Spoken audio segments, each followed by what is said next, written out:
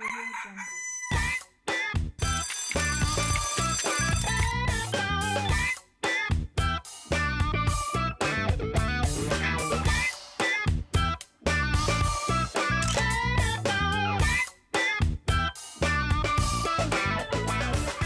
jour se lève tout doucement sur Abidjan et sur toutes les villes de la Côte d'Ivoire et de partout dans le monde.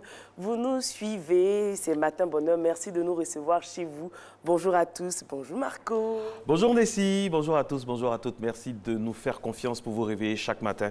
En ce 13 mars 2018, c'est la Saint-Rodrigue. On salue toutes les personnes se prénommant Rodrigue. Et là-haut, là, au niveau de la vidéo, on a notre Rodrigue national, Rodrigue Gadaï, c'est cela, hein? On le salue à l'instar de tous les Rodrigues du monde entier. Parlons justement du monde. Matin Bonheur, c'est toujours un voyage qui commence comme ça.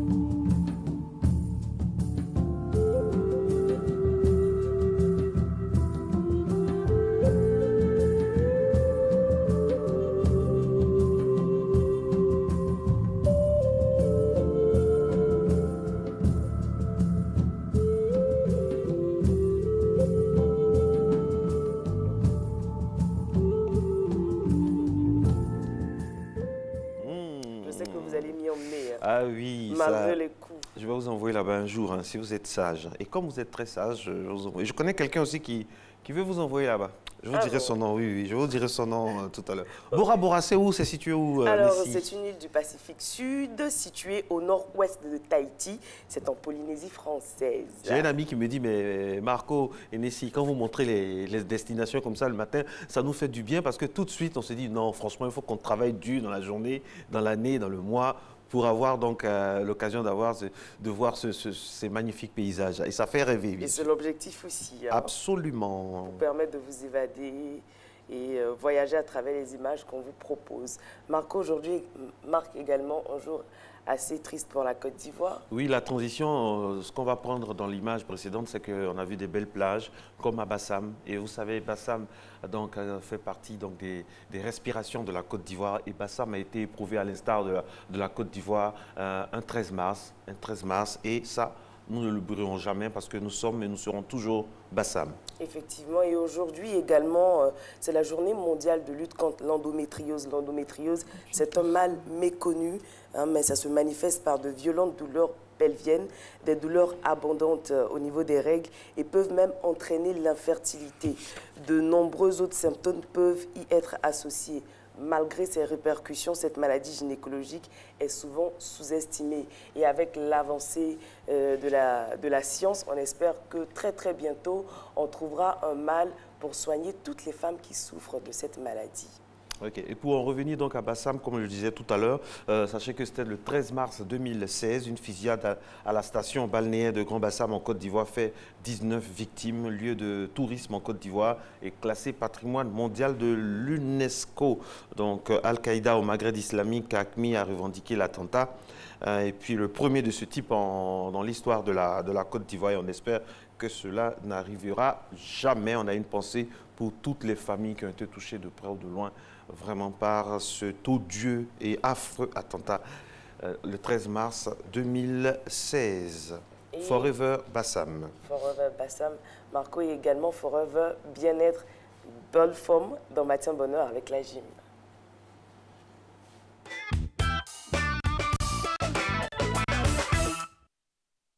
Bonjour chers téléspectateurs et bonjour à toute l'équipe de Matin Bonheur. Alors bienvenue à votre émission de sport. Aujourd'hui je suis avec mademoiselle Samira avec laquelle on va faire encore une petite démonstration de Strong by Zumba. On va continuer sur notre lancée. Alors si vous êtes prêts, même principe, assurez-vous que vous n'avez rien autour. Aujourd'hui on va faire des petits déplacements vers l'avant, on va faire des petits demi-tours. Donc on est prêts, on va faire un petit échauffement, petite rotation d'épaule vers l'arrière. On respire. On change le sens, on va vers l'avant. Rotation des épaules vers l'avant. Excellent. On va relâcher nos bras. On va lever les bras sur les côtés. On les monte vers le plafond. Encore. Encore. On inspire en montant, on expire en descendant. Encore 2 fois. Une dernière fois, excellent. On va monter les genoux dans la poitrine. Toujours s'assurer d'être bien échauffé avant de commencer votre séquence d'exercice. Excellent, des petits sauts sur place. Et quand vous êtes prêts, on y va. Alors, on va commencer à droite. Excellent, et c'est parti. On ouvre. Ouvre, ouvre, on ramène le genou, genou, et encore. Ouvre, ouvre, genou, on continue tout doucement. Ouvre, ouvre, genou. Encore, on essaye de garder les bras à 90. Encore une autre.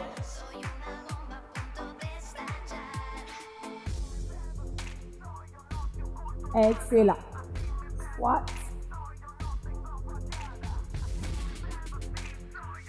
Et un petit saut. 1, 2, 3, 4, saut.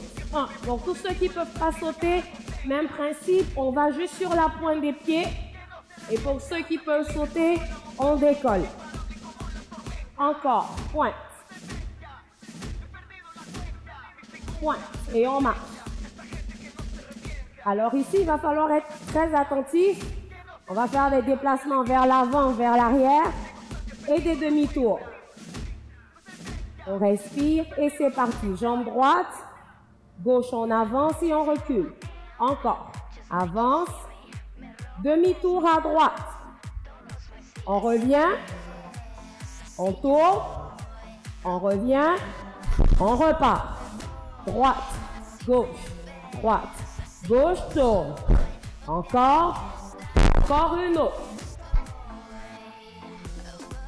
On tourne. Encore. Une dernière. Et on tourne. Encore. Et on marche. Même chose. À gauche. On ouvre et on ferme. Maintenant, c'est parti. Ouvre. Ouvre, genou. Encore. Ouvre. Ouvre, genou. On essaye un peu plus vite. On ouvre, genou. Hop, bravo, ouvre. Ouvre, genou. Hop, bravo, ouvre, genou. Pour les plus motivés, on descend. Excellent. Et marchez. Marche. On respire. Squat. 1, 2, 3, 4. Pointe. Pointe de pied. Bravo. Up. Encore. Toujours le poids sur les talons. Encore. Et marchez. On va repartir pour nos demi-tours. Cette fois à gauche. Jambe gauche qui commence.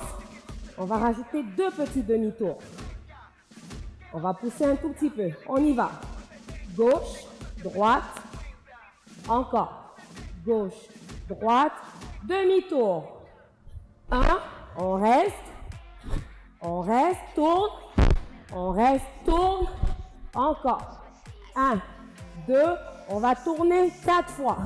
Tourne, tourne, tourne et tourne. Encore. Et on repart. Tourne, tourne, tourne et tourne. Bravo. Encore. Encore. Une dernière. Hop, hop, hop, hop. Excellent. Et marchez. Excellent tout le monde. Merci d'avoir été avec nous. Ce fut un plaisir encore une fois. J'espère que vous vous êtes bien amusés. En tout cas, nous, on a eu du plaisir. Je vous souhaite de passer une agréable journée et on se revoit dès demain. Merci beaucoup, coach Kadi. Elle a la forme, hein, coach Kadi. Elle est toujours vraiment motivée, à l'instar, bien sûr, de toute l'équipe, de toute la team de la gym. Alors, quand est-ce que vous allez me faire un cours? Vous allez me prendre dans un cours de gym? C'est pour aller manger seulement à la diététique. Quand vous voudrez, on peut aller marcher, faire une marche. Non, on dit les mêmes marche mouvements. de 30 minutes, la même chose. Les mêmes mouvements que coach Kadi. J'ai pas la on m'a dit que vous pouvez faire ça. On m'a dit que vous pouvez faire ça, que vous êtes forte dedans. Bah, moi, je suis des cours. Vous êtes endurante, oui. Oui, je suis endurante. Je peux faire du sport non-stop pendant 2 heures, 3 heures. Aller jusqu'à 3 heures, oui. Non-stop pendant 2 heures, 3 heures? Oui, je peux. Ok, on a compris. Le coaching de Nessie, ce sera bientôt. Mais on va parler de notre coaching virtuel, celui-là, comme moyen d'émancipation de la femme. Alors, quand on parle d'émancipation ou d'autonomisation de la femme, on entend ça souvent, hein, mesdames et messieurs, on fait allusion généralement à sa capacité à pouvoir se prendre en charge financièrement. Mais celle que nous avons rencontrée pense que l'autonomisation de la femme passe aussi par son épanouissement au sein de son foyer. C'est pas faux. Elle se fait appeler coach matrimonial et depuis quelques mois, via les réseaux sociaux, elle tente d'apporter quelques solutions aux problèmes conjugaux. Reportage. Presser pour faire des choix, il ne faut pas se presser pour rentrer dans des relations parce que ce n'est pas une course. Tous les jours devant son ordinateur, elle parle à des dizaines de femmes qui lui ouvrent les portes de leur foyer. Avec Karma, son concept, Nel Jamila entend apporter quelques solutions aux problèmes que rencontrent des couples. Karma signifie conseil, assistance et revalorisation matrimoniale. Parce que je me suis rendu compte qu'aujourd'hui, la vie de famille, les vrais sentiments amoureux n'existent plus. Les femmes taxent les hommes d'être des infidèles, des profiteurs, et les hommes aussi taxent les femmes d'être matérialistes. Donc généralement, quand les gens se mettent ensemble, c'est certainement pour tirer profit de l'un et de l'autre. Mais moi, j'ai envie de ramener l'amour à sa nature essentielle. Aimer, c'est donner sans rien attendre en retour. Et nous sommes des femmes, nous allons forcément finir dans la vie d'un homme. Nous allons forcément finir avec un homme pour fonder une famille. Il ne faut pas se leurrer l'esprit et se dire « moi, je n'ai pas besoin d'un homme, je peux vivre sans être mariée ». Ce n'est pas possible. En Côte d'Ivoire, la lutte pour l'émancipation de la femme est vue en général sous l'angle de son autonomisation financière. Pour l'artiste-chanteuse, reconvertie coach matrimonial, la femme est un tout et sa vie conjugale participe aussi de son épanouissement. La femme doit penser à être autonome. Ce n'est pas forcément une autonomie financière, mais une autonomie morale, matérielle et professionnelle. La femme doit avoir les valeurs de respect, de considération. Il faut que la femme sache que dans une relation, c'est l'homme le chef, même si elle est la maîtresse. Donc, elle doit respect à son homme. Parce qu'une femme qui ne respecte pas l'homme avec qui elle vit entraîne les enfants à ne pas le respecter. Après quelques mois de rencontres virtuelles, le coach et ses élèves se rencontrent physiquement.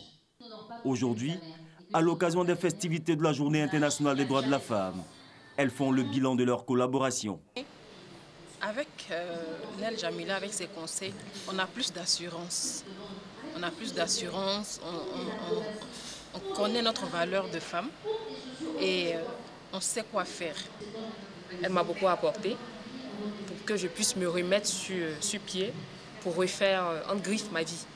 Donc, via ses conseils, via ces vidéos que je suis, je me suis améliorée, j'ai compris déjà mes failles à moi-même et aussi j'ai appris aussi des nouvelles méthodes, des nouvelles attitudes à avoir en tant que femme.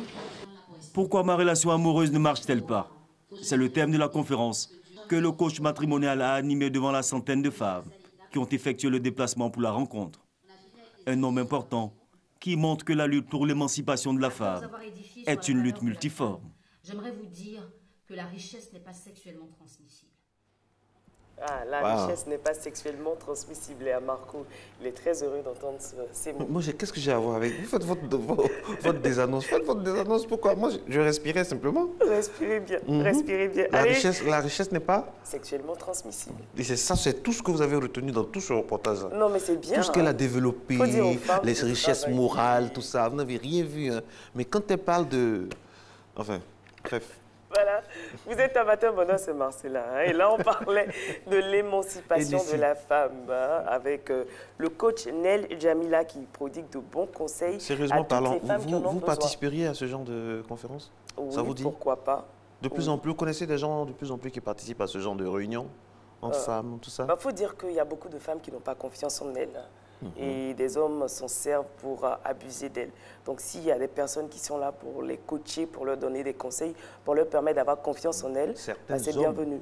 Peuvent s'en servir, ne dites pas comme ça, les hommes s'en servent, non. Certains hommes, effectivement. Certains. Vous avez raison. Qui ne sont pas comme Noël ou moi. Hein. Vous avez raison. Des gens irréprochables à tout point de vue. Bien sûr. Christelle Akoussa, qui est la réalisatrice de cette émission, peut témoigner matin, tout ça, que je suis quelqu'un de bien. Vous êtes quelqu'un, moi également. Comme disait quelqu'un, Marco, vous êtes quelqu'un de bien. Comme disait quelqu'un, je suis un garçon sérieux.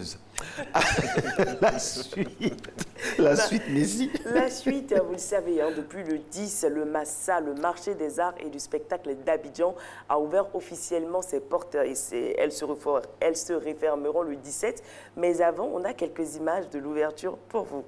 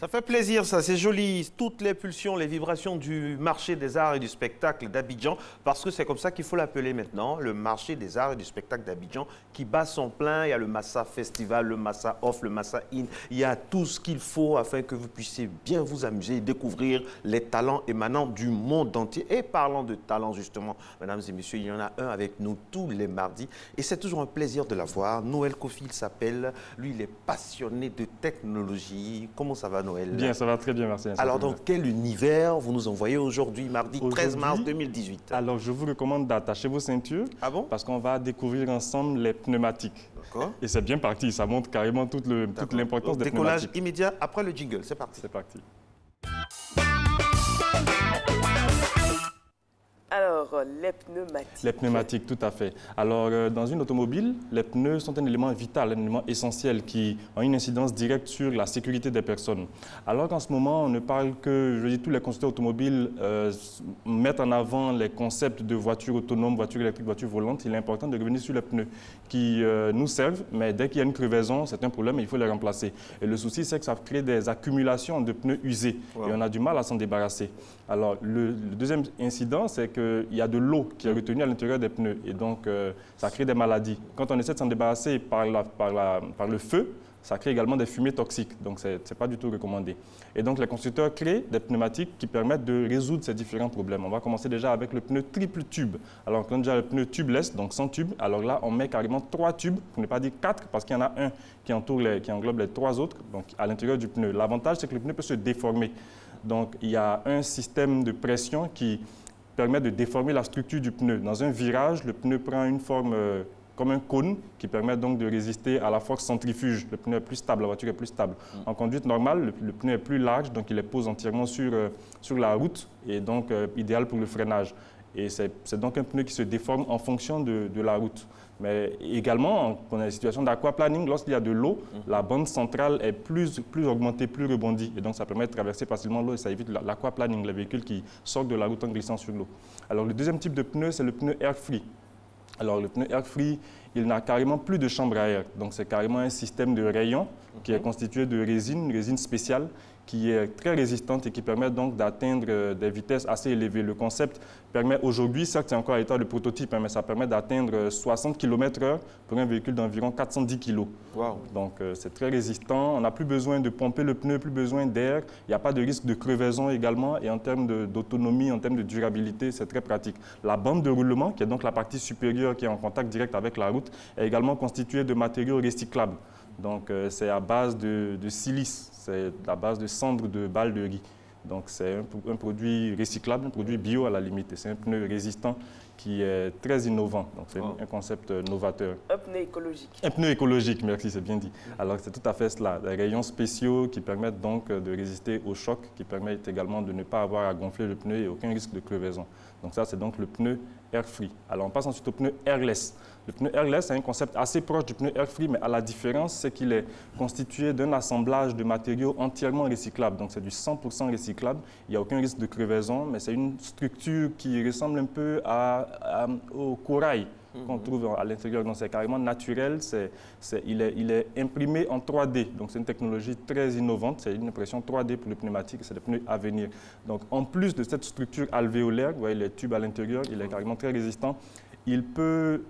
On peut imprimer la bande de roulement. Donc l'extérieur, la bande de roulement en contact avec le sol, peut être imprimée grâce à toujours au système d'impression 3D pour résister, pour s'adapter. Donc les pneus sont différents en fait. Il y a les pneus de pluie, il y a les pneus de route sèche, il y a les pneux de neige notamment. De neige, d'été, exactement, neige, tout à fait. Et les dessins qui sont sur les bandes de roulement divergent. Ils diffèrent d'un type de pneu à un autre. L'avantage avec celui-ci, d'une saison à une autre. D'une saison à une autre, exactement. L'avantage avec celui-ci, c'est qu'on peut imprimer tout seul le type de gravure, le type de dessin qu'il faut pour le type de route à emprunter, pour la route à emprunter. Donc c'est carrément formidable. Est-ce qu'il y a j'imagine ce qu'on va imprimer pour nos routes ici en Afrique. Alors, je pense Par exemple, si on doit prendre la côtière, mon Dieu, ce pneu-là, est-ce qu'il ne va pas exploser? Je pense qu'on aura des modèles adaptés aux routes africaines, j'espère en tout cas. C'est sûr que ça sera beaucoup plus coûteux. Tout à fait. Donc, c'est entièrement conçu avec des matériaux recyclables, des matériaux usés et tout, qui permettent du plastique, des déchets. Et le pneu, donc, est entièrement écologique, entièrement biodégradable. On peut le réutiliser pour imprimer de nouveaux pneus. Donc, en termes d'adaptation, en termes de pratique, sur une voiture.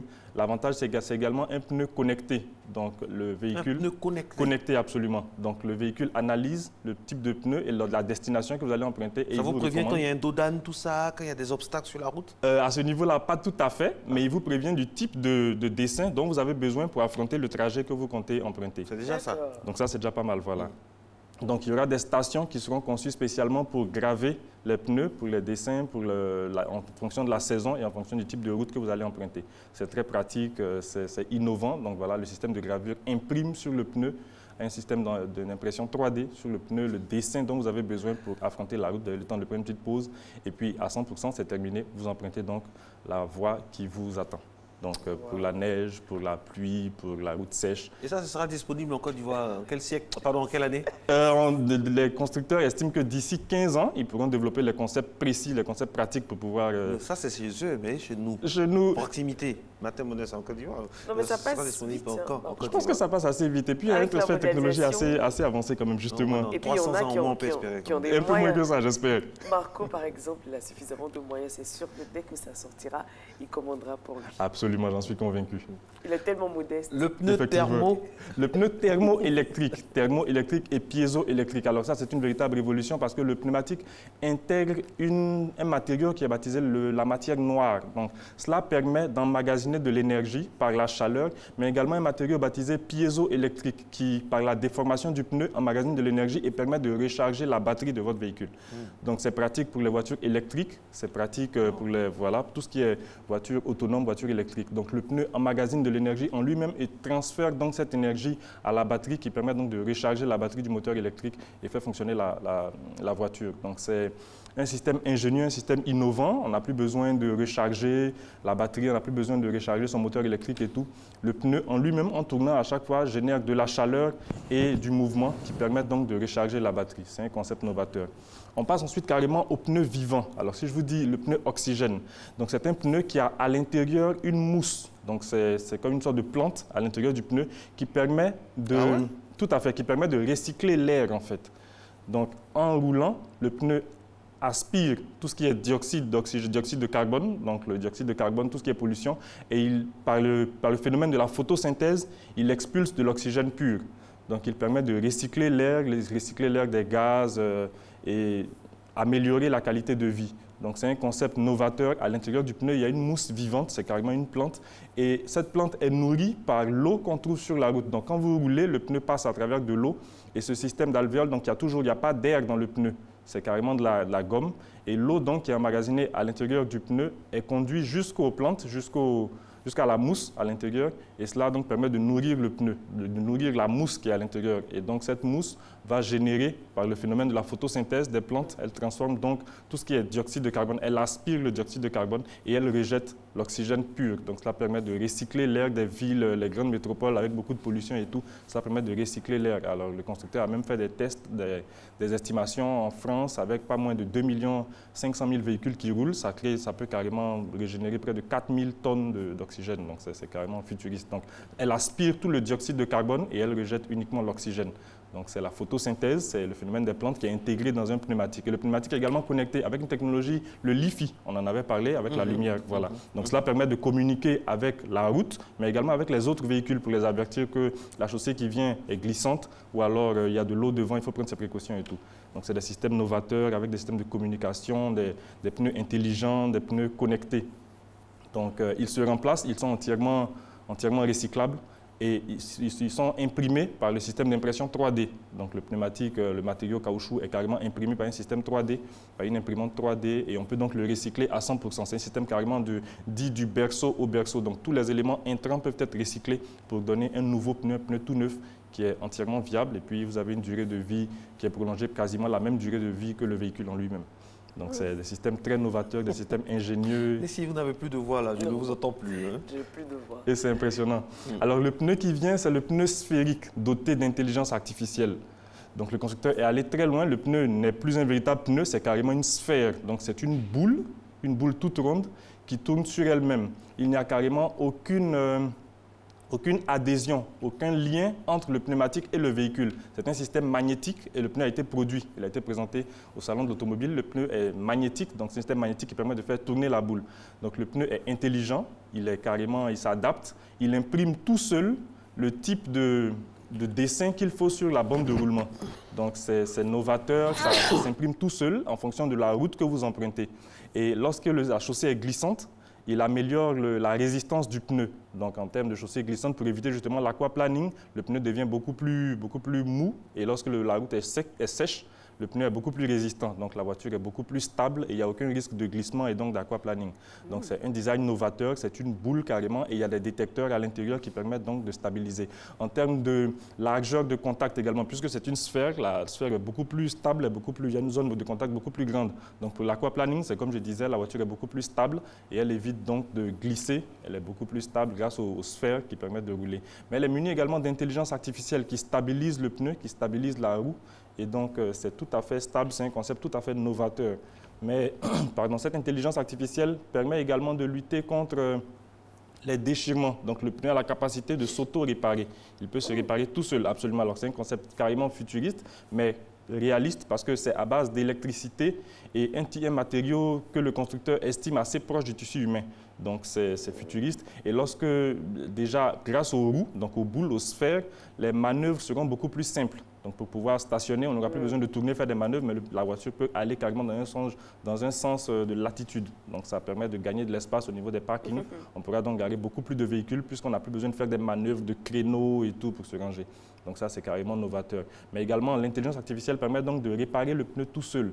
Alors, lorsqu'il y a des débris sur la route, le pneu peut se percer. Le système analyse et détecte donc une faille, un trou sur le pneu. Il change donc la bande de roulement, donc il isole la partie déchirée et il va donc générer un champ électrique et un champ magnétique qui vont permettre de reconstituer le tissu afin de fermer le trou, fermer la fissure et puis le pneu est réparé. Et donc, pas besoin de stationner chez le prochain vulcanisateur. Est-ce que les vulcanisateurs seront suffisamment outillés pour réparer ça? Ils devront s'adapter en tout cas. Question. Ils devront s'adapter à ces nouvelles technologies. Waouh, ça fait rêver. Ça fait rêver. C'est tout? Oui, c'était juste le concept. Moi, j'attendais le pneu qui flotte, le pneu flottant. Ah, carrément magnétique. En fait, avec le pneu, on a décidé de rester dans un concept en contact avec le sol. Mais c'est vrai qu'il y a des concepts qui sont développés aujourd'hui avec des systèmes magnétiques qui permettent carrément d'aboutir à la voiture volante. Hein. Mais on y reviendra, puisqu'en ce moment, il y a le salon de Genève et je pense qu'on va présenter des voitures volantes. Alors, quand le pneu va, tout va. C'est ainsi qu'on pourrait conclure votre intervention. Merci. Merci Absolument. beaucoup à vous, Noël Kofi. Nessie, qu'est-ce qu'on a maintenant pendant qu'il est 6h27 partout en Côte d'Ivoire? Merci d'être à Matin Bonheur. Dans quelques instants seulement, nous allons avoir... Alors, en ce moment, c'est sûr que vous êtes chez vous, vous ne savez pas quel temps il fait. Donc, vous aurez la météo et juste derrière, Maïs Sako est avec nous pour le JT.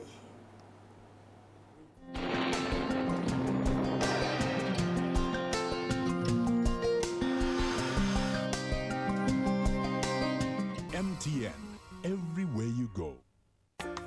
Mesdames et messieurs, bonjour. La matinée sera nuageuse dans les zones du nord, à l'ouest, au centre, avec des pluies matinales. Sur le sud forestier et les régions côtières, on aura également un temps nuageux, avec des possibilités de pluie dans le sud-ouest et le sud-est.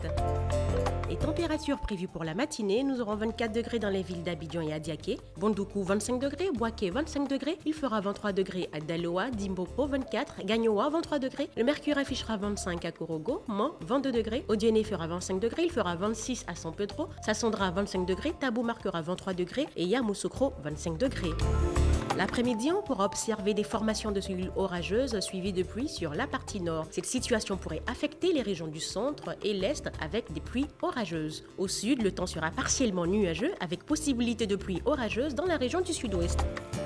Les températures prévues pour l'après-midi, nous aurons 30 degrés dans les villes d'Abidjan et Adiaké, 35 degrés à Bondoukou, 34 degrés à Boaké, 32 degrés sur la ville de Daloa, Dimbokro, 33 degrés, Gagnoa, 32 degrés, la ville de Korogo marquera 34, il fera 32 à Mans, Odiéné, 35 degrés, 31 degrés sur la ville de San Pedro, Sassandra, 32 degrés, 30 degrés à Tabou et Yamoussoukro, 33 degrés. Très belle matinée à toutes et à tous.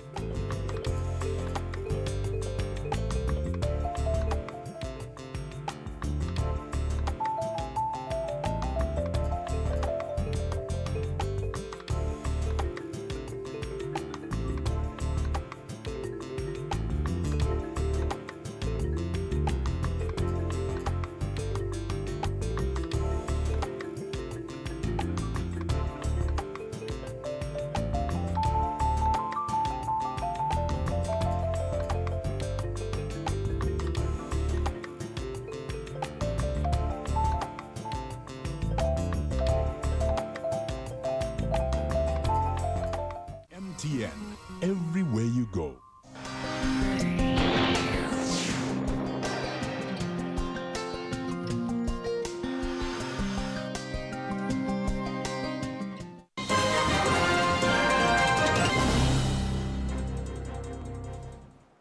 Bonjour à tous et bienvenue dans ce 6h30. Le grand marché d'Agboville a été le théâtre d'un incendie avant-hier dans la soirée. Les 3/4 de l'ouvrage sont partis en fumée. Il n'y a pas eu de perte en vie humaine, mais les dégâts sont considérables. Les commerçants et tous ceux qui ont un intérêt dans ce marché sont inconsolables. Le maire d'Agboville, accompagné des autorités administratives locales, est allé hier matin sur les lieux du sinistre. Il a apporté son réconfort aux victimes. Eugène Atoubé. Hier, à Bengourou, Yamoussoukro, Soubré et aujourd'hui à Agboville. Encore un marché qui a brûlé. Le grand marché d'Agboville totalement ravagé, plongeant les commerçants et les principaux animateurs dans la désolation et la tristesse. Les dégâts matériels sont énormes, mais aucune perte en vie humaine. Le temps est à l'appel, à l'aide. On a tout perdu. Pain au bijoux, on a tout perdu. Même magasin, tout est brûlé. Je ne peux même pas. Je ne sais pas comment je vais faire. Il y a eu beaucoup de dégâts. On a perdu des trucs. Ceux qui ont eu la chance de faire sortir, il y a des pillages. Ils ont tout volé. On a tout perdu. On ne sait pas que faire. Tout s'est passé dans la nuit du dimanche aux environs de 19 h, selon des témoignages. À la vue des flammes, les pompiers civils ont accouru à l'appel des populations. Ils ont même bénéficié du soutien des responsables de la sécurité incendie de l'usine de textile de la localité. Et finalement, ce n'est que vers 23 h que les pompiers civils ont pu venir à bout des flammes. Après le sinistre, les commerçants lorgnent du côté des autorités administratives et les élus locaux, le maire notamment, qui s'associe à la douleur des commerçants sinistrés. Nous sommes venus pour regarder, dire Yako à tous ceux que nous allons rencontrer et vraiment nous faire une idée de l'ampleur du dégât. Parce que, comme vous le constatez avec nous, vraiment les dégâts sont énormes. Mais à l'heure actuelle, nous ne pouvons pas véritablement chiffrer, dire quoi que ce soit. Nous constatons tous et nous déplorons tous et nous pleurons tous aussi avec nos commerçants. Les causes de l'incendie du grand marché d'Agboville, brûlé aux 3/4, alimentent encore les conversations dans tous les milieux dans la ville. Les uns évoquent un court-circuit, les autres la thèse criminelle. En attendant l'ouverture d'une enquête pour s'en assurer, les populations sont encore dans l'expectative et les victimes, elles, pleurent encore leurs dommages. C'est ce vendredi 16 mars que sera inauguré l'hôpital mère-enfant Dominique Ouattara de Bingerville, dont la construction a été entièrement financée par la fondation Children of Africa de la Première Dame de Côte d'Ivoire. Avant l'ouverture, une conférence de presse a eu lieu hier matin au cabinet de la Première Dame. Viviane Aimé.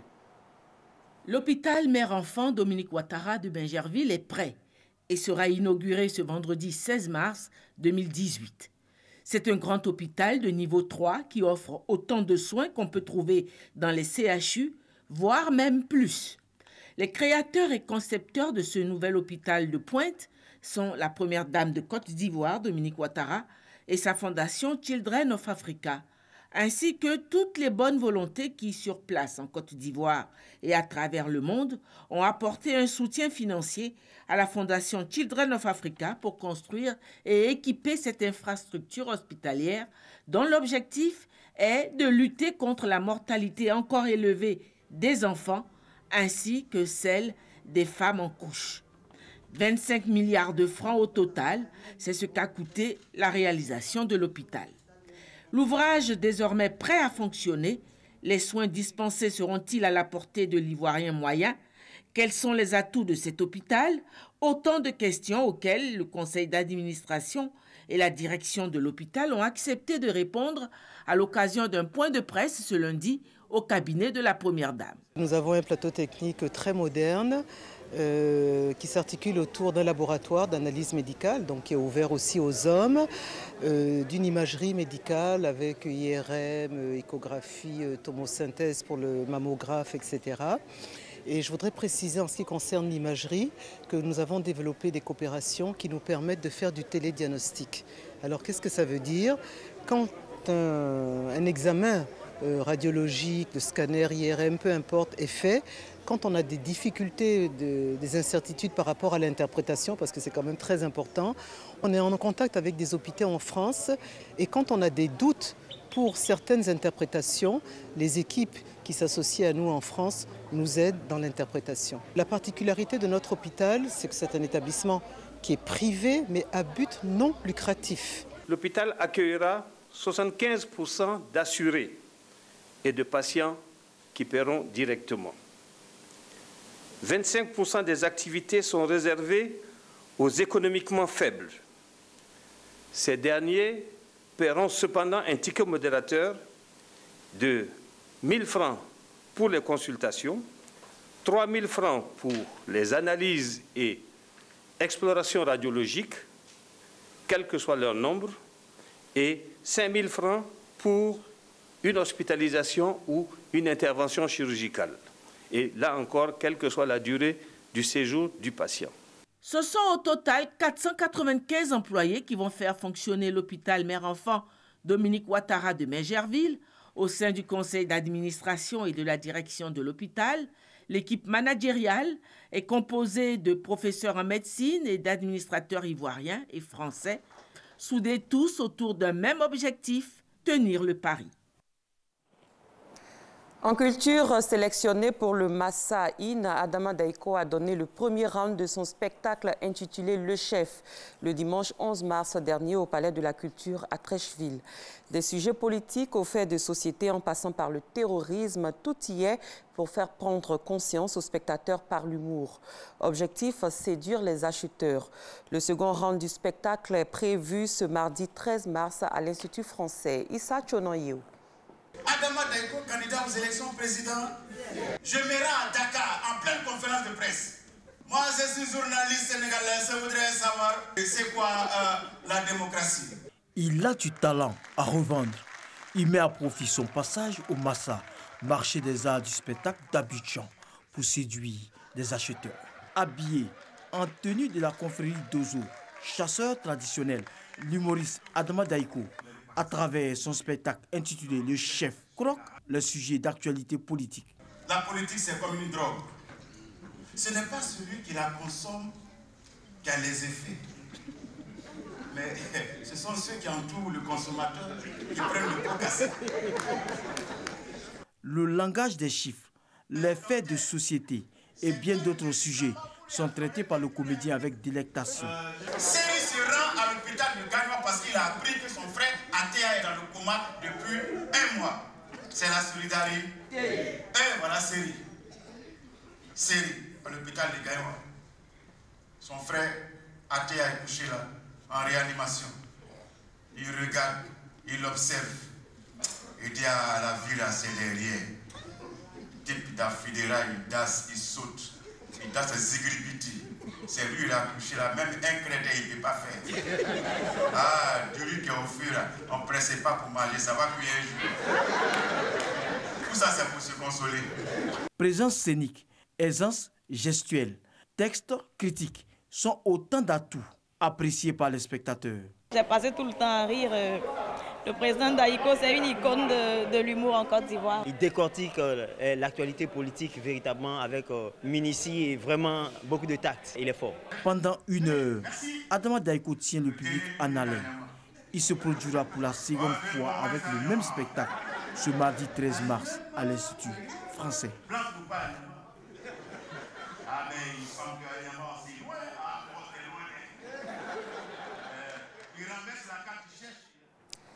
Le Djegele Niyarle de Kouto est également au Massa, le marché des arts et du spectacle d'Abidjan. Le groupe traditionnel originaire de la région de la Bagoué vient défendre sa culture avec comme instrument le balafon. Le dimanche 11 mars dernier, ces maîtres du balafon ont donné un aperçu de leur talent au Palais de la Culture. Notons que le balafon de Côte d'Ivoire est classé au patrimoine mondial de l'UNESCO. Hors de nos frontières, 1 an après le départ de Yaya Jammeh à la suite d'une intervention militaire de la communauté économique des États de l'Afrique de l'Ouest et d'une ultime médiation guinéo-mauritanienne, le climat politique s'est adouci en Gambie. Mais les difficultés économiques perdurent. Alexis Ouedraogo. Au soir du 21 janvier 2017, Yaya Jammeh quitte le pouvoir en Gambie. Ancien militaire parvenu au pouvoir en 1994, Yaya Jammeh s'était fait élire et réélire sans interruption jusqu'à sa défaite en décembre 2016 face au candidat de l'opposition Adama Barrow. Son départ en exil pour la Guinée équatoriale après la crise avait ravivé l'espoir chez les Gambiens. Il n'y a plus de NIA, la redoutée Agence nationale du renseignement rebaptisée et remaniée par Adama Barrow. Mais autrement, tout est pareil. Les prix alimentaires sont les mêmes, les salaires n'ont pas augmenté, le secteur de la santé est en ruine. Le président Barrow, lors de son discours de Nouvel An, avait évoqué le bilan de son prédécesseur, affirmant avoir trouvé à son arrivée une dette de plus d'1 milliard de dollars. Nous avons encore besoin de développement. On n'a pas vu de développement dans ce pays et personne ne nous dit qu'il y aura encore du développement. Et nous voulons que le président vienne dire aux gens, aux Gambiens, ce qu'il espère pour les Gambiens et quels sont ses plans. Si les critiques s'expriment plus librement aujourd'hui, le syndicat de la presse gambienne milite pour la révision des lois sur les médias en vue de mettre en conformité ces textes aux normes internationales. Les forces de la CEDEAO restent encore présentes dans le pays, prolongées à plusieurs reprises. Leur mandat court jusqu'en mai 2018. En bref, les services burkinabés ont identifié celui qu'ils considèrent comme l'auteur des attentats du vendredi 2 mars dernier à Ouagadougou. Il s'agit d'un combattant d'Al-Morabitoun déjà impliqué dans l'attaque contre le café Cappuccino. C'était en janvier 2016. Cela fait 2 semaines qu'une résolution exigeant un cessez-le-feu en Syrie a été votée par l'ONU. Les États-Unis ont indiqué avoir rédigé un nouveau projet de résolution pour une trêve immédiate à Damas et dans l'enclave de la Ghouta. Et faute d'action du Conseil de sécurité, Washington menace de nouvelles frappes. Avant de clore ce journal, je voudrais avoir une pensée pour les victimes de l'attentat du 13 mars dernier, ici en Côte d'Ivoire. C'était à Grand-Bassam. Eh bien oui, nous sommes aujourd'hui le mardi 13 mars 2018 et cela fait exactement combien d'années que l'attentat a eu lieu? C'était en 2016. Merci, c'était en 2016. Ainsi donc s'achève ce 6h30. Merci de l'avoir suivi. Excellent début de journée à tous et à toutes.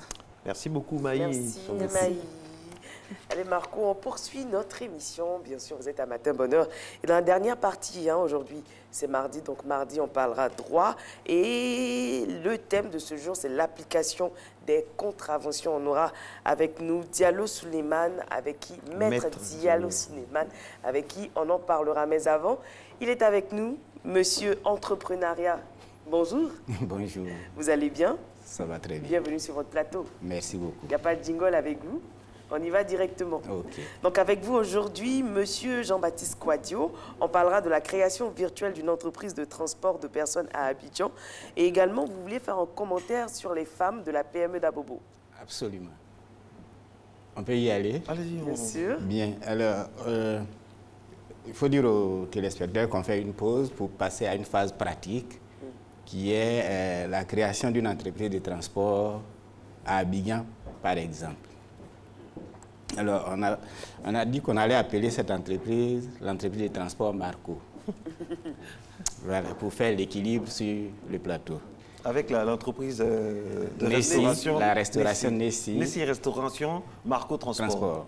OK. Alors, on note qu'à Abidjan, il y a des réels besoins de transport. Ça, je ne veux pas dire. Beaucoup de besoins de transport et de transport de qualité. Alors, on va prendre l'exemple virtuel qui est ceci. On imagine que Marco habite Yopougon Academy. Et puis tous les matins, il est dans sa belle voiture. Il passe et il regarde les gens. Il vient au plateau travailler. Tous les soirs, il rentre. Il y a des gens qui sont au bord de la route. Et il doit pouvoir se dire, tiens. Moi, j'ai une voiture. J'occupe une place et il y a 4 places tout autour. Mais qu'est-ce que je fais de ces 4 places? Idée d'entreprise. Ça existe déjà, hein? C'est le système de covoiturage. C'est le système de covoiturage, mais quand on passe au covoiturage, c'est beaucoup plus formel. Plus formel, mais lui, il va rester dans l'informel pendant 1 an, pendant 2 ans. C'est-à-dire quoi? Il va dire, bon, ok, je vais sélectionner des gens. Tous les matins, je vais les prendre. Pour aller de Yopougon Académie au plateau, il débourse 1500 francs pour aller le matin, 1500 francs pour revenir. Moi, je vous prends à 1000 francs. Donc, tous les matins, Marco s'est fait 4000 francs. Tous les soirs, il s'est fait 4000 francs. Là, il a le prix de son carburant. Non, il avait déjà le prix de son carburant, puisque habituellement, il venait à vide. Il avait sa place, il met ses vitres, et puis bon, il roule, il contemple les gens. Mais cette fois-ci, il a une idée. Il dit, je vais me faire de l'argent. Donc, je vais rester dans l'informel pendant 1 an, pendant 2 ans. Je vais transporter des gens comme ça. Je vais me faire 8000 francs par jour. Ça fait 40 000 francs par semaine. Par 52 semaines, ça fait 2 millions et quelques. Donc, Marco va mettre cet argent à la banque. Il va épargner. Amen. Voilà, il va épargner. Pourquoi? Parce qu'il s'est dit, mais de Yopougon au plateau, de Yopougon à Cocody, il va cette fois-ci, il va évoluer vers le formel. Pour dire, tiens, là, je prends 4 personnes seulement le matin, je ramène 4 personnes le soir, ça me fait autant d'argent. Pourquoi ne pas chercher à acquérir un véhicule de 12 places qui va faire cette navette-là? Donc, on va passer de l'entreprise informelle Marco à la navette Marco, par exemple. Là, Marco démissionne en même temps de son boulot au plateau. Oui, on vous écoute, monsieur. Vous êtes consacré au transport. Vous voyez? Donc, vous voyez combien d'élèves quittent Yopougon pour venir au lycée classique d'Abidjan, par exemple? Combien de fonctionnaires bien mis attendent au bord de la route, franchement, pour venir au plateau tous les matins? Donc, voilà une idée d'entreprise. Et il va faire évoluer son entreprise et passer à une phase formelle à un moment donné. C'est de ça qu'il s'agit. Vous voyez? Ce qu'on retient dedans, c'est que l'idée, voilà, ça part toujours d'une idée qu'on creuse, qu'on construit, et ça devient un phénomène, quoi. Et c'est comme ça que tous les grands de ce monde c'est comme ça. Regardez toujours les besoins des gens. En marchant, écoutez les gens. En marchant, observez la société. En marchant, interroger. Par exemple, le fait que nous nous réveillons très tôt pour venir ici. On a listé Nessine, Eva, on a listé tellement de besoins, notamment que ce soit au niveau de la nourriture, du transport, par exemple, entre 4 h du matin et 9 h, 10 h, il y a la nourriture qui manque à des endroits précis. Voilà, c'est une idée d'entreprise. Il y a beaucoup de commerces qui sont fermés alors qu'il y a beaucoup de personnes qui sont sur pied. Il n'y a pas encore la culture du 24, du 24 sur 24. Mais les pays anglophones, c'est à tout moment. Et dans certaines communes, à Yopougon par exemple, à Djamé, il y a un peu ça. Il y a un embryon. Il y a un embryon. Mais je veux dire, dans des communes comme Cocody, Plateau par exemple, là, c'est... Voilà. Donc ça, et pourtant, il y a des gens qui ont besoin de manger. Oui. Ils ont besoin de manger. Ils ont besoin d'être transportés le matin, le soir, et ainsi de suite. Mais quand vous allez commencer, ne dites pas ça à votre femme. Pardon? Pourquoi? Ne dites pas ça à votre femme. Pourquoi? Parce qu'elle va dire, ah, toi tu transportes les gens maintenant. Donc là, vous voyez, ne dites même pas à vos collègues, ils vont se moquer de vous. Mais même s'ils le savent et qu'ils commencent à se moquer de vous, vous leur dites, c'est pas grave. Moi je vais transporter les gens. Dans 2 ans, on verra. Et il rira bien qui rira le dernier. Vous voyez? Donc, on regarde toujours une entreprise se crée toujours par rapport aux besoins des individus. Et dans l'espèce, il y a tellement de besoins et les jeunes gens doivent pouvoir réfléchir à ça. Justement, là, on venir par rapport aux jeunes. Il ne faut pas forcément attendre d'être en activité, de travailler. Non. Voilà, on peut être étudiant. Ça peut commencer quand on est étudiant. Et même quand on est au lycée. Même au lycée. Au collège. Voilà, au collège. Oui. On peut commencer. On commence. Et de plus en plus, ça, il faut le dire, il y a des jeunes dynamiques qui nous regardent, qui nous appellent, qui nous envoient des messages, qui ont des activités. Voilà. Je connais des jeunes, par exemple, qui sont à la Riviera, qui sont associés pour acheter un drone. Voilà. Pour acheter un drone qu'ils louent à 20 à 30 000 francs par jour. Et ça leur fait un petit fond de... Vraiment, on sent qu'il y a un Ivoirien nouveau. Il faut que ça bouge dans ce sens. Et je dirais les pouvoirs publics doivent pouvoir instaurer l'enseignement de l'entrepreneuriat depuis l'école primaire. Ça, c'est très, très important. Même à la maternelle, même si on peut d'une certaine manière. Il faut éduquer les gens à l'entrepreneuriat, à l'entreprise. Ce qu'il faut retenir, c'est que c'est l'entreprise qui fournit les taxes à l'État pour payer les fonctionnaires. Donc, tant qu'il n'y a pas d'entreprise, il n'y a pas de fonction publique. Voilà. Donc, il nous faut beaucoup, beaucoup d'entrepreneurs. Et la Côte d'Ivoire est encore vierge dans cette situation-là. C'est-à-dire de l'agriculture jusqu'au plus haut niveau, le terrain est vierge. Avec une population. Ça va bien grave. Avec une population très jeune et très jeune, vaillante. Très jeune, très dynamique. Et on devait pouvoir canaliser ces jeunes vers l'entrepreneuriat. Et comme je l'ai dit toujours, c'est l'idée qui va amener l'argent. Ce n'est pas l'argent qui amène l'idée. Ouais, ça. Voilà. Quand on a une très bonne idée, on aura toujours quelqu'un pour nous soutenir.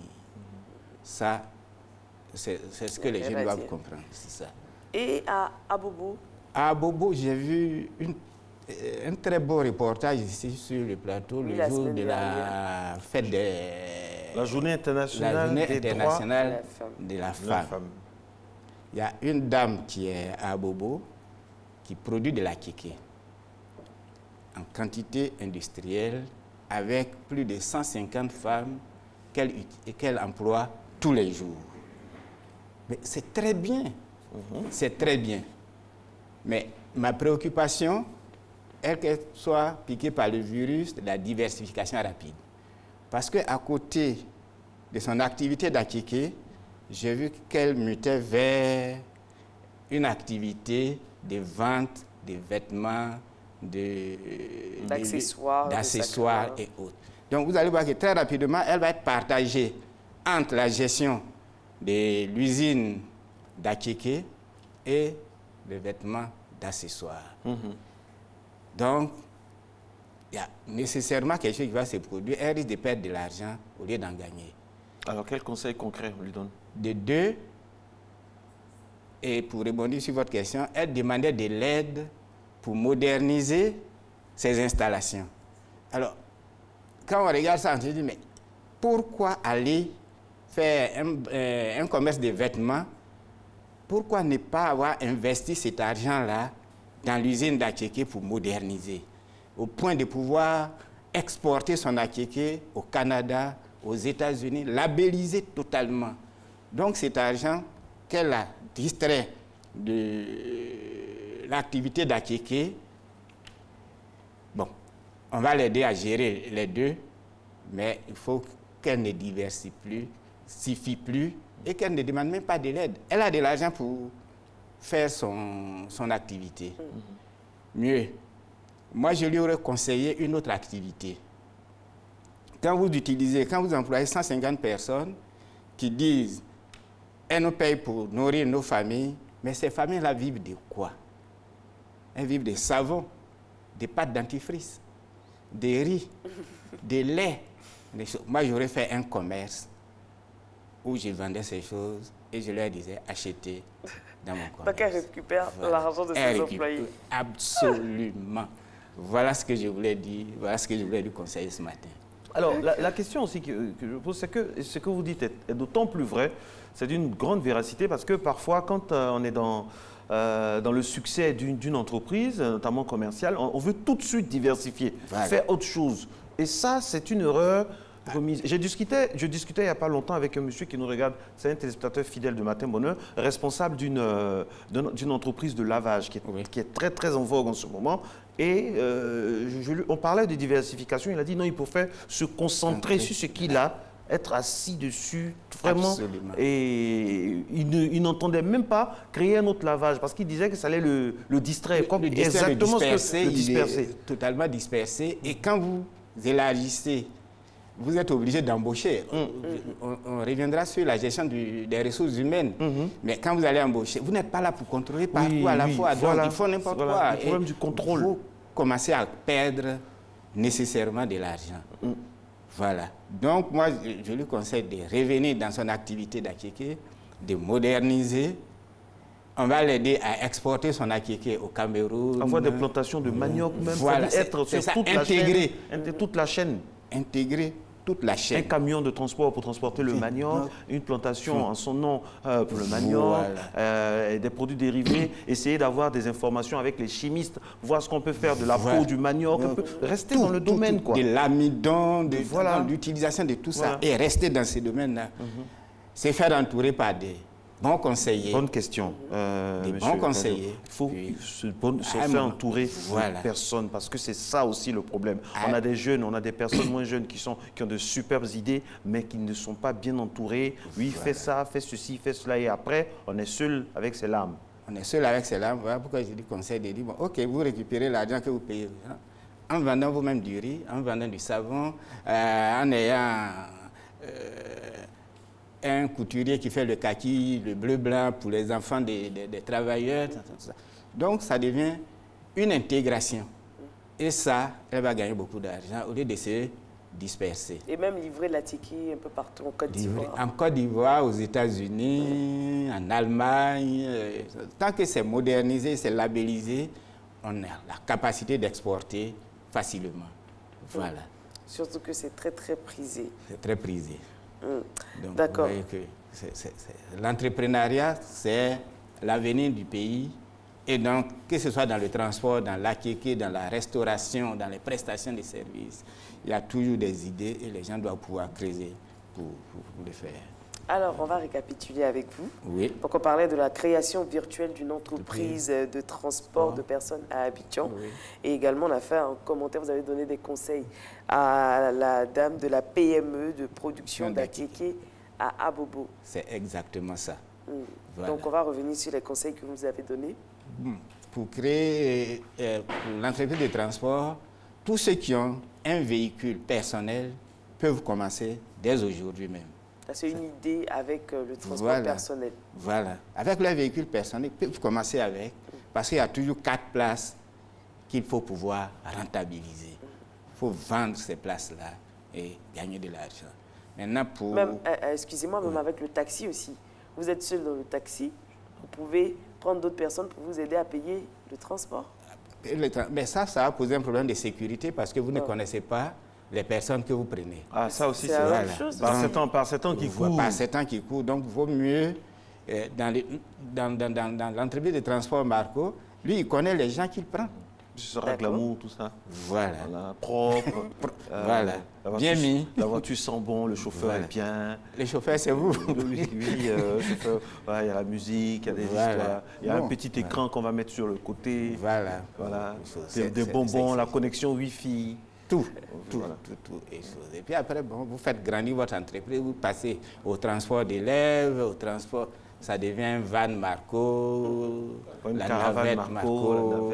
Transport privé du personnel. Voilà, c'est de ça qu'il s'agit. Et puis, la bonne dame, comme tous ceux qui sont dans le cas de cette dame que j'admire beaucoup, qui a commencé avec 300 francs, je crois, et qui est arrivée à ce niveau-là, je pense qu'elle doit être dans son secteur pour pouvoir rentabiliser davantage son activité. Merci beaucoup à vous, Monsieur Jean-Baptiste Kouadio. C'est toujours un plaisir de vous avoir pour avoir des conseils au niveau de l'entrepreneuriat, des conseils pratiques. Vous avez remarqué qu'on va donc du côté théorique à un côté pratique afin que vous puissiez vraiment maîtriser tous les contours de l'entrepreneuriat. Quelque chose à ajouter? Non, bon? Merci beaucoup. La semaine prochaine, on parlera des ressources humaines. Des ressources humaines. C'est très important. Hein. Absolument. Gérer les ressources humaines, c'est pas de tout. Parce que vous passez de l'informel au formel, vous êtes obligé d'embaucher et de faire travailler les gens. Et surtout respecter la dignité de ceux qui travaillent pour vous, la psychologie, c'est tout un chantier. C'est tout un chantier. On en parlera et surtout avoir un management vraiment avec M majuscule. C'est un chantier. Merci beaucoup à vous. Allez, parlons de chantier. Il y a un chantier aussi par rapport à la connaissance ou la méconnaissance de ce qu'on appelle contraventions. C'est quoi les contraventions? Et bien sûr, ce plateau, le mardi, nous parlons droit, vous le savez. Nous avons le grand plaisir de recevoir aujourd'hui Maître Diallo Souleymane. Il est avocat. Bonjour, maître. Bonjour, monsieur Marcel. J'espère que vous n'avez pas tellement roulé vite sans avoir payé une contravention. Hein? Non, je vous rassure. OK. Allez. J'ai respecté. Voilà, merci beaucoup. C'est bien de donner l'exemple. Allez, on se retrouve dans un instant, mesdames et messieurs, juste avant donc l'élément explicatif, le jingle, et puis on va continuer cette discussion hautement pédagogique pour parler des contraventions.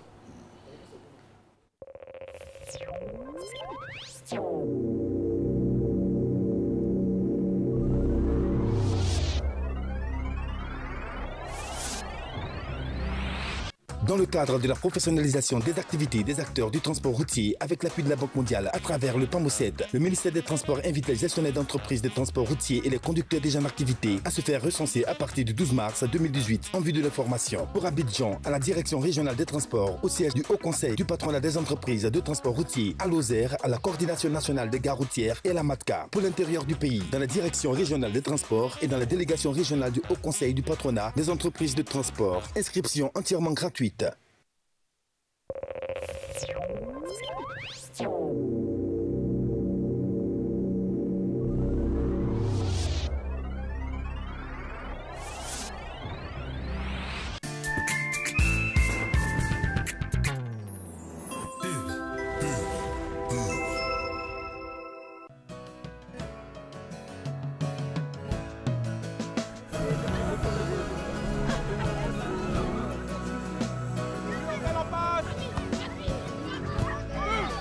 Chaque jour, ce sont quelques milliers de kilomètres parcourus pour vous apporter une eau pure et légère, indispensable à une bonne santé. Vous livrer une part de bien-être est ma meilleure récompense d'une journée de travail ardu. Céleste, pure et légère.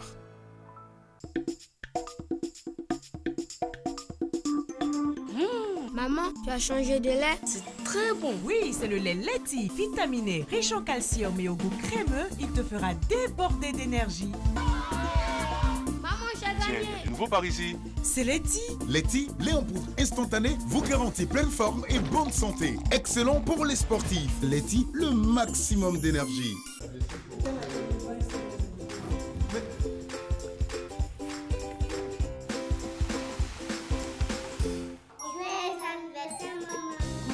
Se réunir autour d'un bon repas est une tradition chez nous. Comme à toutes nos rencontres, il y a toujours beaucoup de joie partagée. Mais surtout au menu, de bons plats de riz La Rizière. Son goût unique et son parfum captivant font de chaque repas un moment de pur bonheur. La Rizière, la source du bon riz.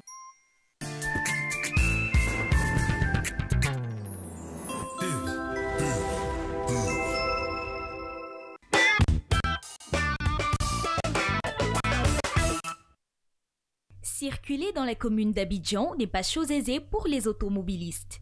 Et quand il s'agit de stationner, le plus dur commence. C'est la croix et la bannière pour trouver un endroit où parquer son véhicule. Alors, une idée pour traquer les voitures mal stationnées dans des communes. C'est le phénomène des sabots. Ces fers qui sont posés sur une des roues de votre véhicule, vous empêchant ainsi de quitter les lieux avec votre voiture. Et bien souvent, cette situation suscite la colère des automobilistes. J'ai été une fois victime au plateau, précisément à la rue du Commerce, deuxième fois à Trècheville. Au plateau, j'avais garé ma voiture où plus de 2 ou 3 personnes étaient garées, donc je suis venu me mettre à côté d'eux. Et à mon retour, je vois qu'ils ont mis sabot. Et j'ai demandé au jeune homme qui a mis soi-disant sabot, pourquoi tu as mis sabot sur mon véhicule et les autres? Il a dit non, c'est parce que j'ai mal garé. J'ai dit mais j'ai mal garé, j'ai garé au même sens que les 2 autres véhicules, puis moi je suis 3e. Comment se fait-il? Ils m'ont dit de payer 25 000. En tout cas, j'ai refusé de payer. Et ça nous a entraînés jusqu'à la mairie. Et je suis venu me plaindre. En tout cas, les patrons ont envoyé une délégation pour aller regarder comment j'avais mis ma voiture. Parce que j'avais refusé de payer et j'ai voulu remettre la clé de mon véhicule. Mais ils ont dit non, ok, remettez les clés du monsieur, il va partir. La route est une voie publique ouverte à la circulation des véhicules. Mais dans le district d'Abidjan, il y a route et route. Il y a des routes qui sont réservées. Il n'y a pas de panneaux qui indiquent les gens là où on doit garer ou on ne doit pas garer. Et il n'y a pas de panneaux aussi qui indiquent la voie de bus ou uniquement que des bus. Quand vous empruntez le bus sans payer, cette fraude a son prix. Eh oui, le débat a déjà commencé ici. Vous savez qu'avec Maître Diallo, voilà, on va très vite. Merci beaucoup. Nessi, alors, tout de suite, la première question, parce que on a beaucoup à dire, Nessi. Oui, on a beaucoup de choses à dire. On a vu dans l'élément, on a eu une définition des contraventions, mais on a avec nous sur ce plateau un avocat, Maître Diallo Souleymane, qui va nous donner sa définition des contraventions. Alors, Maître, c'est quoi une contravention? Merci bien, madame. Il y a une seule définition de la contravention. La contravention est définie par le code pénal comme étant une infraction, une catégorie d'infraction qui se définit par la peine qui lui est applicable. La contravention est sanctionnée par des peines d'amende et une peine d'emprisonnement, l'un ou l'autre, et puis par moment par des mesures de confiscation. La peine de la contravention à un maximum de 360 000 francs CFA. Wow. Oui. Et la peine d'emprisonnement, la peine doit être inférieure ou égale à 2 mois d'emprisonnement. À partir du moment où vous avez une infraction qui répond à ces critères-là, cette infraction est définie comme étant une contravention. Alors, dans l'élément qui vient de passer, on a mis l'accent sur les voitures, le roulage, mais ce n'est pas seulement ça. Hein. Quand on parle de contravention, ça ne se limite pas seulement à tout ce qui est véhicule. Hein. On va au-delà, bien au-delà même. Tout à fait. La contravention concerne pratiquement tous les secteurs de la vie. Il y a des contraventions en matière d'environnement, il y a des contraventions en matière de construction, il y a des contraventions en matière d'urbanisme. Donc, ce n'est pas simplement limité à la police de la circulation, on va dire routière. Mais il faut reconnaître que les pouvoirs publics ont concentré la grande partie du dispositif législatif et réglementaire aux contraventions de la police de la circulation ou du roulage, comme on le dit souvent. Alors, dans quel cas une personne est soumise à une contravention? Quand vous commettez une contravention, ce qui est une infraction à la loi pénale, l'agent qui verbalise constate le fait. En fait, toutes les infractions à la loi pénale sont prévues par des textes. La loi a déjà prévu par anticipation tout ce que chacun peut commettre comme faute et les sanctions qui lui sont applicables.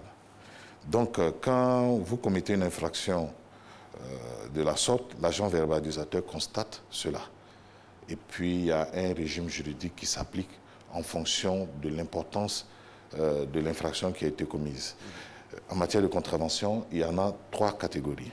Vous avez les contraventions de première classe, les contraventions de 2e classe et les contraventions de 3e classe. Les contraventions de première classe sont sanctionnées par des amendes, uniquement des amendes, qui partent de 200 francs à 2000 francs. Mais quelles sont ces contraventions de première classe? Excusez-moi. Il y a diffamation, comme je vous l'ai dit, la loi définit toujours on va dire, les éléments constitutifs d'une contravention. Je ne peux pas vous dire de tout de go, comment on appelle ça, la liste ou la panoplie des contraventions. Il faut se référer au texte qui réprime cela. La loi française, par exemple, va jusqu'à 5 classes. La première classe, on a la diffamation, les injures non publiques. La 2e classe, on a les atteintes à l'intégrité physique sans ITT, par maladresse, imprudence, inattention, et puis menace de violence, bruit, tapage injurieux nocturne. Ça, on va en revenir en Côte d'Ivoire. 3e classe. Et puis 4e classe, diffamation non publique, et entre autres. Et puis 5e classe, violence volontaire ayant entraîné une ITT inférieure ou égale à 8 jours. Nous, en Côte d'Ivoire, nous sommes à 3 classes. 3 classes. La première classe, c'est des contraventions qui sont punies uniquement par des peines d'amende. de 200 francs à 2000 francs, comme je le disais tantôt. La deuxième classe, c'est des contraventions qui sont punies par des peines d'amende qui partent de 1000 francs à 10 000, qui sont comprises entre 1000 francs et 10 000, et d'une peine d'amende d'une peine d'amende inférieure ou égale à 10 jours d'emprisonnement. Et puis, enfin, vous avez les contraventions de troisième classe qui sont punies d'une peine d'amende de 2 000 francs à 72 000 francs, inclusivement, et d'une peine d'emprisonnement inférieure ou égale à 2 mois d'emprisonnement. Donc voilà les 3 classes que nous avons. Et comme je le disais tantôt, les textes, ce sont des textes qui prévoient les infractions. Et les textes vous disent la contravention, enfin, tel fait punissable correspond à telle classe ou à telle classe de contravention. Voilà. Et quelle est la procédure à suivre en cas de contravention? D'accord. Normalement, comme toute infraction à la loi pénale, les contraventions doivent faire l'objet de sanctions, de peines applicables. Lorsque l'agent verbalisateur constate que vous avez commis cette infraction, il dresse un procès verbal, il rend compte de ce procès verbal au procureur de la République qui est chargé de poursuivre les fautes à la loi pénale. Et généralement, selon la loi, les contraventions sont jugées par les tribunaux de simple police. C'est une juridiction prévue par le Code de procédure pénale pour juger les contraventions. Cependant, la loi permet au contrevenant, de celui qui commet la contravention, on l'appelle le contrevenant, au contrevenant de s'acquitter d'une amende forfaitaire. Lorsque vous payez cette amende forfaitaire entre les mains de l'agent verbalisateur ou de son supérieur hiérarchique, le commissaire ou le commandant, l'affaire s'arrête là net. Vous n'êtes plus traduit devant les tribunaux pour être jugé. C'est ce qu'on voit sur les routes, là? Voilà. Mais les amendes forfaitaires sont réglementées également en Côte d'Ivoire. Il y a un minimum, enfin, il n'y a même pas un minimum, les montants sont fixés en fonction des classes. C'est seulement, pratiquement, on dira uniquement en matière de police du roulage qu'on a prévu le montant des amendes forfaitaires. Est-ce que c'est respecté? Ça devrait être respecté. Oui, ça devrait. Parce que les amendes qui sont les conséquences... Il y a beaucoup de fantaisie dans certaines amendes aussi qu'on rencontre. Parce que nous tous nous conduisons, nous avons été plus ou moins... Voilà, on se comprend. Normalement, on doit respecter la loi. Normalement. Voilà, la loi a prévu le montant des amendes, comme je vous ai décrit tout à l'heure, et des amendes forfaitaires en matière de police de la circulation. Ce que je peux vous dire, il y a un décret de 98 qui a prévu que pour les contraventions de première classe, par exemple, le montant de l'amende forfaitaire est de 500 francs. Pour la deuxième classe, elle est de 1000 francs. Et pour les contraventions de la troisième classe, elle est de 2000 francs CFA. Donc, le maximum que vous puissiez payer en matière de contravention au code de la route, c'est 2000 francs. Mais alors, toutes sommes réclamées au-delà de ce montant-là. Je ne saurais vous l'expliquer. Mais le téléphone au volant, ça c'est plus de 2000 francs. Oui, ça c'est un texte spécial, c'est un décret. Je crois savoir qu'à ce niveau-là, le montant de l'amende va jusqu'à 50 000 francs CFA. Je vous ai expliqué. Ce texte définit cette infraction, cette contravention comme étant une contravention de troisième classe. On peut même aller en prison pour cela. Oui. Et donc, c'est prévu par les textes.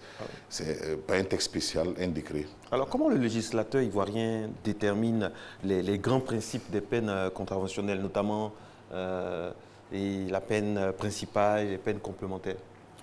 Bon, à mon avis, le législateur prend en compte un certain nombre de paramètres. En matière de police du roulage, police de la circulation routière, ce sont des paramètres de sécurité de l'usager et des tiers qui sont pris en compte. Souvent même de conservation de la voie routière. On prend ces mesures-là pour protéger l'usager, les tiers et la voie publique. Donc ça peut être ces paramètres-là qui peuvent conduire les pouvoirs publics à prendre un certain nombre de mesures en matière contraventionnelle. Tout à l'heure, vous avez dit que ça devrait être respecté. Bon, on va laisser un peu le domaine de la route. Au niveau, par exemple, de la construction, parfois, on voit des croix sur les les constructions, a démoli avec beaucoup d'écriteaux là. Oui, tout à fait. Et là, ça, c'est des contraventions. Comment ça se passe dans ce domaine-là? Bon, à ce niveau, on ne peut pas parler forcément de contravention. Lorsque vous ne respectez pas les règlements, les règlements d'urbanisme, le ministère de la Construction, qui a quand même un pouvoir en la matière, peut prendre des mesures à ce niveau-là. Par exemple, lorsque le bâtiment ne répond pas aux normes, il peut faire l'objet de démolition à l'initiative de l'administration. Comme je le disais, les pouvoirs publics sont là pour protéger tout le monde. Parfois on met des Ce n'est pas forcément des contraventions, ça peut être des délits même, hein, le fait de ne pas respecter certains règlements. Et donc c'est différent, parce que comme je le disais, la contravention est une infraction moins grave par rapport au délit et au crime. Voilà. Donc ça peut relever même d'un caractère délictuel, quoi. Voilà.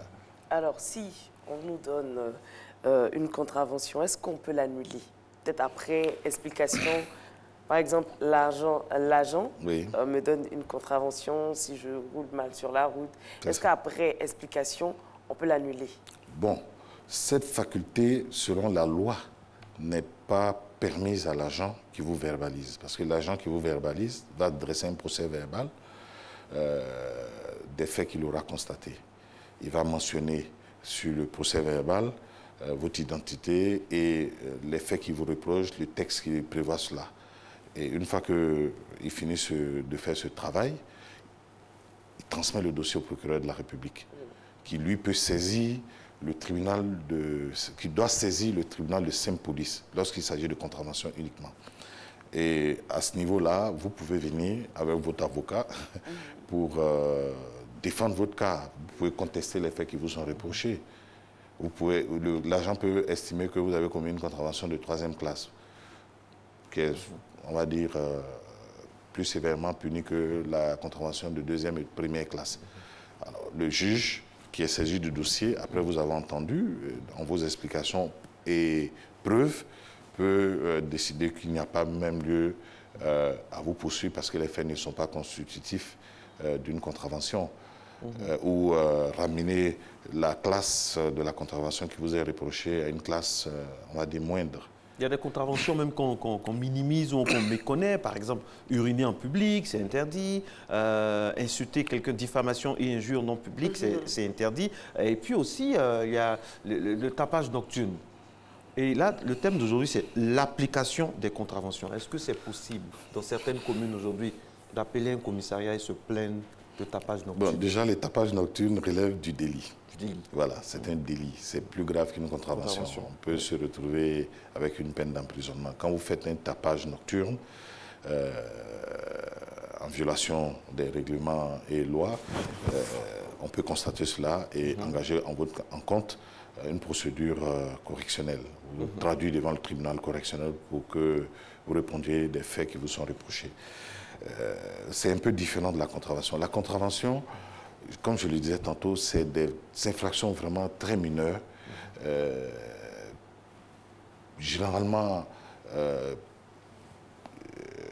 nombreux en matière de police du roulage, qui permet au pouvoir public de prendre des mesures de protection et de sauvegarde. Par exemple, uriner, uriner, par exemple, est une contravention en public. Beaucoup ne le savent pas. Ah si. Quand vous prenez le code de l'environnement... Parce qu'on voit même des forces de l'ordre même en public. Oui, c'est pas normal. C'est une contravention. C'est puni par une contravention.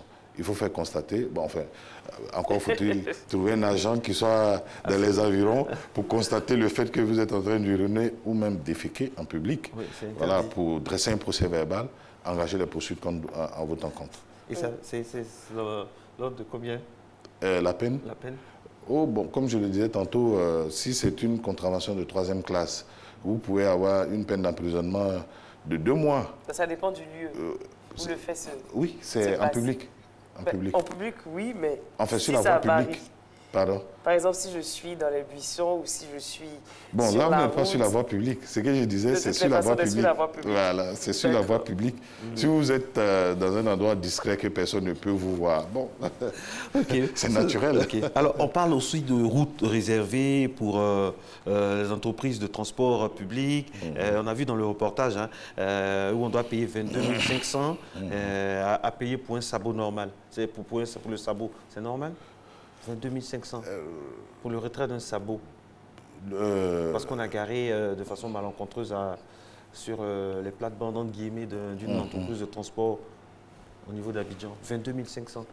En matière de police de la circulation, il faut savoir qu'il y a un décret important qui a été pris en 1964 par les pouvoirs publics. C'est un décret du 26 mai 1964. Ce décret-là réglemente tout ce qui est police de la circulation. Comment vous pouvez stationner, comment vous freinez, comment vous klaxonnez, etc., etc. Tout est prévu. Et cette loi dit très clairement que lorsque vous ne respectez pas certaines dispositions, vous pouvez être puni par une peine contraventionnelle de 3e classe, de 1re classe ou de 2e classe. Alors, pour ce que je sais, le maximum des peines applicables en matière contraventionnelle est de 360 000 francs selon le code pénal. 360 000 francs, c'est le maximum qu'on puisse appliquer. Donc, si vous commettez, enfin, si le législateur, comment on appelle ça, prend une telle mesure concernant par exemple les stationnements sur des sites réservés ou des sites spécialisés, si le législateur fixe le montant de la contravention à 22 500, oui, je suis d'accord que cela soit payé. Mais dans le cas d'espèce, pour l'instant, selon le régime juridique applicable à la police du roulage, ce qui prend en compte les stationnements, l'utilisation des voies spécialisées, le maximum qu'on puisse appliquer en cette matière, lorsque la contravention relève de la 3e classe, est de 72 000 francs, ou même d'une peine d'emprisonnement qui peut aller jusqu'à 2 mois. Donc, les 22 500, jusqu'à preuve du contraire, qui sont présentés souvent par certaines personnes comme étant une amende forfaitaire, ne répond à rien. C'est le juge qui applique les amendes. Mais la loi dit, lorsque vous êtes en face d'une contravention, vous pouvez éviter d'aller devant le juge en payant une amende forfaitaire. Et le montant les montants de cette amende sont prévus en fonction des classes contraventionnelles. Vous avez, pour la 1re classe, le montant de l'amende est de 500. Pour la 2e classe, elle est de 1000 francs. Pour la 3e classe, elle est de 2000 francs CFA. Donc, vous demandez de payer 22 500. Franchement. Au moment, enfin, avant de, je ne sais pas moi, d'avoir la liberté d'utiliser votre véhicule. Vraiment, je ne sais pas d'où cela sort. Voilà, parce que il ne vous appartient pas de payer l'amende. Enfin, l'agent verbalisateur n'a pas le pouvoir de fixer le montant de l'amende. C'est le juge seul qui le fixe. Le législateur dit, pour éviter toute procédure judiciaire ultérieure, vous pouvez payer une amende forfaitaire. Voilà. Et en cette matière, il arrive souvent que certains agents verbalisateurs retirent au contrevenant son permis de conduire, sa carte grise, l'assurance, tous ces documents du véhicule. Bon, c'est réglementé. L'agent verbalisateur ne pourra retirer le permis de conduire de quelqu'un, enfin d'un usager, que dans des cas bien précis. La loi qui réglemente et qui fixe les peines applicables en matière de police de la circulation est très claire. Elle dit que lorsque vous commettez une contravention ou une infraction beaucoup plus grave, l'agent ne va immobiliser votre véhicule que lorsque vous ne pouvez pas, vous n'êtes pas en mesure de justifier d'un domicile ou d'un emploi en Côte d'Ivoire. Et on remarque très souvent, j'ai plusieurs fois été témoin de scènes pareilles, que dès qu'il y a un délit, l'agent vient juste bloquer les pièces du véhicule avant même de commencer à échanger avec le chauffeur. Dans ce cas-là, comment se comporter? Et puis, je vais ajouter à la question, est-ce qu'on est obligé de payer la contravention sur place aux forces de l'ordre? Non. Par exemple, la contravention radar, être sûr qu'on roulait à vive allure. Le paiement de l'amende forfaitaire n'est jamais obligatoire. C'est-à-dire que si vous n'êtes pas d'accord avec les faits contraventionnels qu'on vous reproche, l'agent dresse le procès verbal de constatation et transmet le dossier au procureur pour la suite. Voilà. Et vous allez vous expliquer devant le juge. Il y a une procédure ultérieure. Et à ce niveau-là, l'agent constate simplement votre identité et puis il vise les textes que vous avez violés. Il n'est pas question pour lui de vous retirer vos pièces ou d'immobiliser votre véhicule, sauf dans certains cas. Lesquels? Par exemple, vous conduisez en état d'ivresse. L'agent a le droit d'immobiliser votre véhicule. C'est des exemples que je vous donne. Il y en a plusieurs. Il peut immobiliser votre véhicule. Parce que si vous mettez un enfant devant alors que ce n'est pas sa place, sans siège auto, ça c'est une contravention qui ne va pas nécessiter l'immobilisation forcément du véhicule. Parce qu'on va immobiliser le véhicule chaque fois que la poursuite de la conduite peut présenter un danger, un grave danger pour soit l'usager, soit pour les autres. C'est ça le principe. Alors si l'enfant devait être au siège, sur le siège arrière dans un car seat, que vous ne l'avez pas respecté, il vous suffit de respecter pour continuer la conduite. L'agent constate cela et il transmet le dossier au procureur. Voilà. Maintenant, si vous voulez éviter toute cette procédure judiciaire ultérieure, il vous est permis, en matière en tout cas de police du roulage, de payer une amende forfaitaire. Voilà. Et c'est cette amende forfaitaire que l'agent peut percevoir sur place. Et il vous donne un récépissé, parce que, encore une fois, il faut que vous sachiez que les amendes sont des deniers publics. C'est de l'argent qui a le même caractère que des impôts. D'ailleurs, les récépissés ou les actes qui constatent le paiement de cette amende doivent être établis par le Trésor public. Ce sont des documents du Trésor public. Donc, quand un agent vous verbalise et vous demande de payer une amende forfaitaire, que vous êtes d'accord, il doit vous donner une quittance qui correspond. J'ai un modèle ici que je vais vous présenter. Vous verrez bien que, voilà, contravention par exemple de 2e classe, tout est prévu. Je disais, voilà, il y a ce modèle-là. Puni d'une amende de 1 000 à 10 000 francs et d'un emprisonnement de 10 jours au plus ou de l'une de ces 2 peines seulement. Montant de l'amende forfaitaire. Il y a toute une nomenclature. Voilà. Il y a toute une nomenclature. C'est ce document-là que l'agent doit vous remettre lorsque vous voulez payer l'amende forfaitaire. Autrement dit, il dresse son procès verbal, il transmet le dossier au procureur de la République. Mais sur quoi il se base pour transmettre le dossier au procureur de la République pour qu'on puisse vous rappeler après s'il ne doit pas prendre des informations concernant votre identité? Voilà, c'est ce que je disais. Il constate votre identité. D'accord. Il justifie. Ce que je vais vous dire aussi, c'est que si vous n'avez pas d'identité fiable ni de domicile connu en Côte d'Ivoire, on peut vous punir d'une peine plus grave. Une peine d'emprisonnement, c'est le vagabondage. Il faut pouvoir, on vous retrouve dehors sur la voie publique, vous n'avez pas d'identité, vous n'avez pas de domicile en Côte d'Ivoire fixe ou connu. Bon, on peut vous considérer comme étant un vagabond. Donc, le vagabondage est une infraction. Bien sûr, c'est une infraction. Par la loi. Bon, même si sous certains cieux, cette infraction a tendance à être abandonnée. Mais ce que je dis, quand l'agent vous verbalise, il relève votre identité, il prend votre adresse et les références de votre véhicule. Vous avez intérêt à suivre le dossier. C'est vous qui devez aller voir l'agent pour savoir si le dossier a été transmis au procureur de la République. Même là encore, il y a des délais, il y a tout un mécanisme. Quand l'infraction est constatée, il doit être transmis au procureur pour qu'il y ait une suite. Passé un certain délai, on ne peut plus vous poursuivre. Ah oui. Combien de temps? 1 mois. Lorsque les faits sont constatés, le parquet doit quand même engager des poursuites contre vous devant le tribunal de Saint-Police. Si ce n'est pas fait, on considère que vous avez bénéficié du pardon. Maintenant, ce que je vais vous dire également, en matière contraventionnelle, la récidive est sévèrement punie. Voilà. Ce n'est pas parce que vous avez la possibilité de payer des amendes forfaitaires que vous allez commettre les infractions au code de la route à l'appel. La loi dit qu'un des cas où on va vous punir sévèrement, c'est que dans les 6 mois qui précèdent, si vous avez commis plus de 2 contraventions deux contraventions constatées, il est évident que c'est un régime juridique qui s'applique à vous. Dernière question. Même le paiement de l'amende forfaitaire ne vous épargnera pas des poursuites judiciaires. Voilà. Dernière question, Maître Diallo, ça passe tellement vite.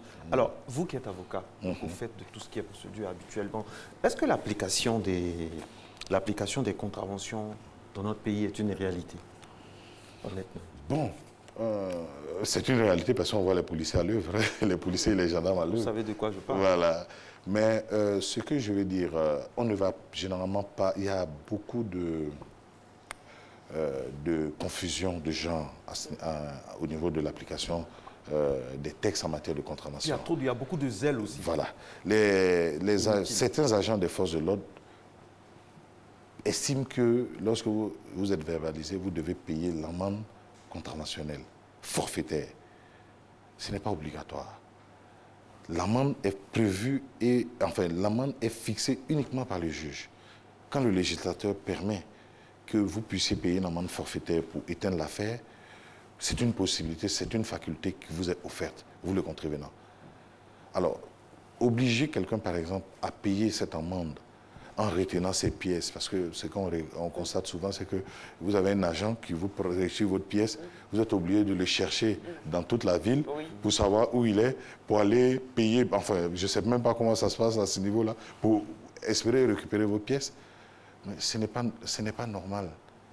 Ce n'est pas normal. On retire les pièces d'un véhicule, notamment le permis et la carte, que dans des cas limitativement prévus. Voilà, c'est ce que je voulais dire. Bon, le temps est court pour épuiser le sujet. On a essayé de faire le tour. Merci beaucoup à vous, Maître Diallo. C'était aujourd'hui, donc mardi 13 mars, émission validée. Merci d'être resté en notre compagnie. Messi, à demain. Oui, à demain. Portez-vous bien, téléspectateurs de Matin Bonheur. Rendez-vous demain. Merci beaucoup.